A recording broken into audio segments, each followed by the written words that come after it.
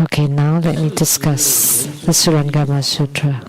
At that time, the Dharma Prince Manjusri, out of compassion for the fourfold assembly, rose from his seat. In the midst of the great assembly, he bowed at the Buddha's feet, joined his palms respectfully, and addressed the Buddha. Most Honored One, this great assembly does not understand the Tathagata's explanation about the two aspects of the essence of seeing form and emptiness, and what is not. Most Honored One, if these perceived phenomena of form and emptiness are considered as seeing, then they should have a definite location. If they are not seeing, then nothing should be perceived. But now, not understanding where this principle leads, they feel alarmed and fearful, not because their past good roots are shallow or lacking. I beg the Tathagata in his compassion to explain what exactly are these phenomena and the seeing essence. In between them, is there truly a distinction of what is and what is not? Manjusri is a great Bodhisattva with the first and foremost wisdom in the Buddha's assembly, in the Mahayana or greater vehicle. But in Hinayana or smaller vehicle, Sariputra is considered wisest. And in Manjusri Bodhisattva's past life, he was the teacher of the 7 Buddhas. So we can say that he was one who has true understanding of the mind and seeing the Buddha nature. So in Sakyamuni Buddha Sangha, Manjusri Bodhisattva has a really high status and position. So he is a great Bodhisattva who truly comprehends the wondrous, luminous, true mind. So here they call the Dharma Prince Manjusri because in the Avatamsaka Trinity, that's Sakyamuni Buddha, Manjusri, and Samantabhadra Bodhisattvas. The Manjusri and Samantabhadra Bodhisattvas are both Dharma Princes. So we can say that they are Sakyamuni Buddha's sons who were most praised or admired by Sakyamuni Buddha. When he saw the fourfold assembly, bhikshus, bhikshunis, upasakas, upasikas, the fourfold Buddhist practitioners, he felt great compassion for them, so he rose from his seat. In the midst of the great assembly, he bowed at the Buddha's feet, joined his palms respectfully, and addressed the Buddha. Sakyamuni Buddha, these bhikshus, bhikshunis, upasakas, upasikas cannot understand what Sakyamuni Buddha says about form and emptiness. So form, emptiness, and the wondrous, luminous, true mind, and what is not, what is right and what is not right.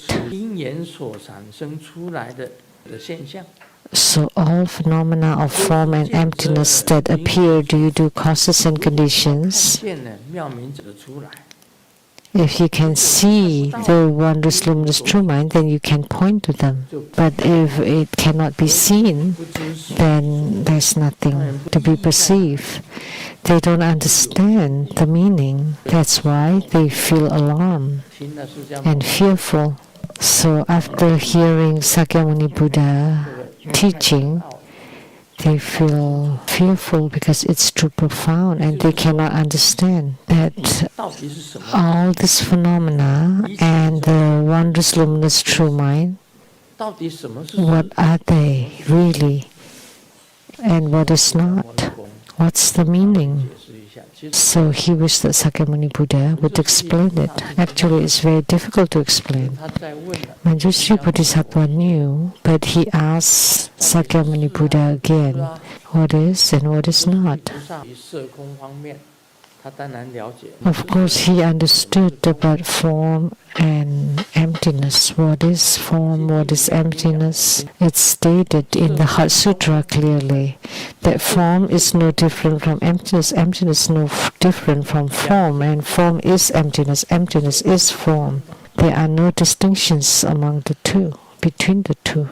But Manjusri Bodhisattva, out of compassion to the bhikshus, bhikshunis, upasakas, upasikas, the fourfold Buddhist practitioners who do not understand, he wished the Buddha continue to explain what they are, what they are not, and what their meanings are. Manjusri Bodhisattva was very smart, very intelligent. He is the wisest. He's attained the wondrous, luminous true mind long ago, and he can also split his bodies. And I've talked about this before. It's not just one Manjusri Bodhisattva. That was Manjusri Bodhisattva that followed Sakyamuni Buddha. That's right. But in each of the Pure Land and Buddhaverse, there is a Manjusri Bodhisattva. Next to each and every Buddha, there is a Manjusri Bodhisattva. So ask Manjusri, which one is the true Manjusri Bodhisattva? So the Manjusri Bodhisattva right in front of me is the true Manjusri Bodhisattva, because there are also other Manjusris in the other Buddha verses. The simple example is Sheng Yen Lu. Where is the true Sheng Yen Lu? Are those split bodies true Sheng Yen Lu? Very simple. Are all the Sheng Yen Lus that you see are the real one? Or the one sitting here is the real one?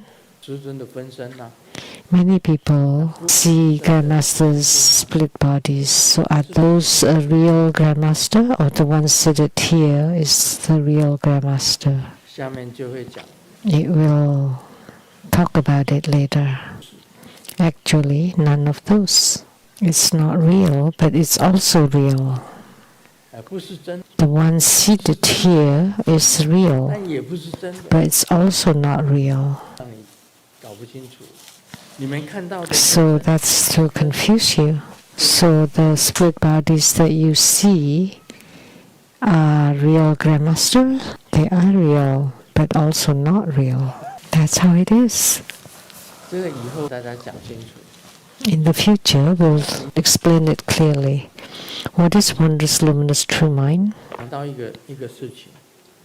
I've thought of one thing.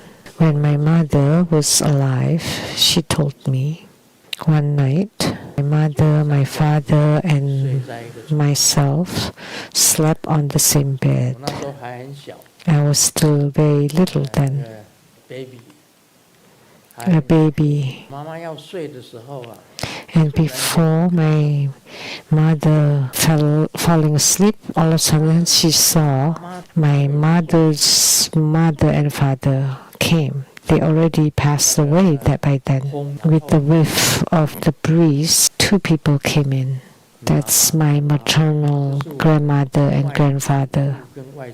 She told me several times about this, but she could not make any sound. She just saw it with her eyes. And she could hear, but she could not move her body. So she saw her mom and dad walking into our room. And then her mom first said, "Look, the three of them are sleeping here really well."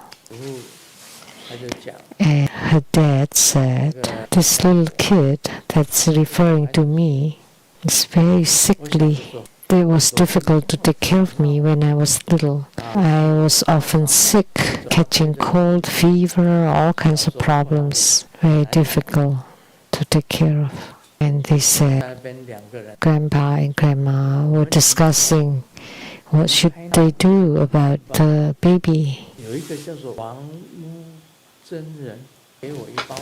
There was a master, a Taoist master, that told them that if you see your grandson, give him this medicine. So the grandma unbuttoned her dress and took out a little packet of herbs or medicine. And before he left the mountain, give us this medicine for the grandson. She was trying to take it out, And the grandma, fed me that medicine. And then after I finished the medicine, it's about time we should go. Grandpa said, I don't bear to leave the daughter who's called Huang Yini, and also the baby, Katzi, that's me. The grandpa said, no, it's time. We should go back. And then another whiff of breeze, and they passed through the walls and disappeared. As soon as they disappeared, my mom could start speaking and moving her body again. So she saw that scene very clearly, personally. So talking about it seems very mystical, but after taking the medicine of that Taoist master, Qing-Wu, I had no more colds or fever or problems. When my mother was alive, she told me this story. So what kind of phenomena was that? That's also a kind of phenomena generated by the wondrous, luminous true mind. Because my mother's father and mother, my maternal grandpa and grandma, had passed away long before, but they came back to see us and then fed me the medicine from the Wang Wu Taoist master. So I thought of the story. It's very real. My mother told me many times, you were really difficult to take care of when you were little.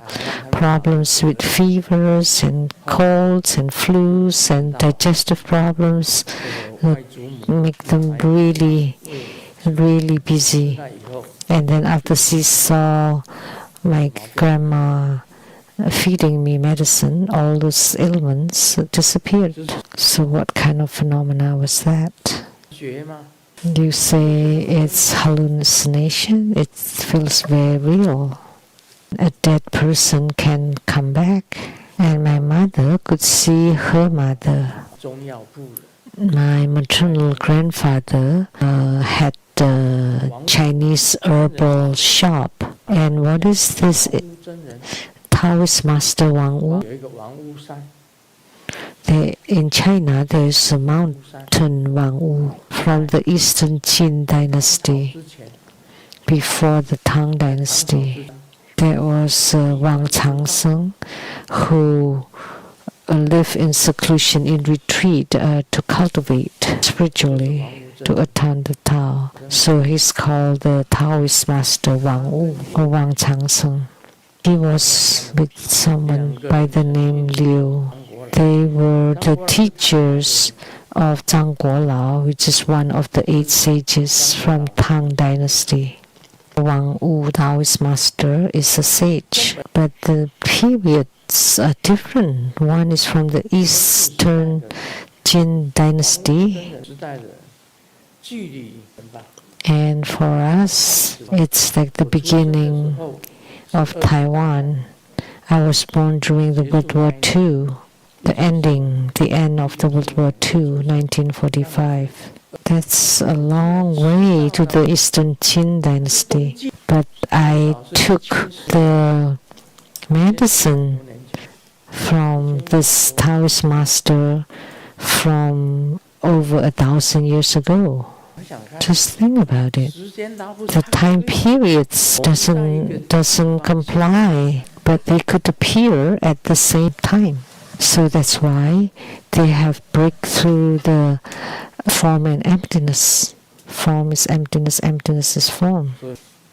So the wondrous, luminous true mind is truly wondrous or marvelous or mystical.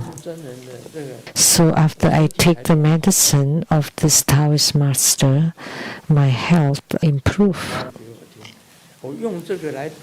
Wondrous is subtle and profound. So I use that as an example or analogy that time and spatial dimensions are not important. They can appear any time. It's a very strange phenomenon. It's very interesting. So that's why you say, Manjusri Bodhisattva, which one is the real Manjusri and which one is the fake Manjusri?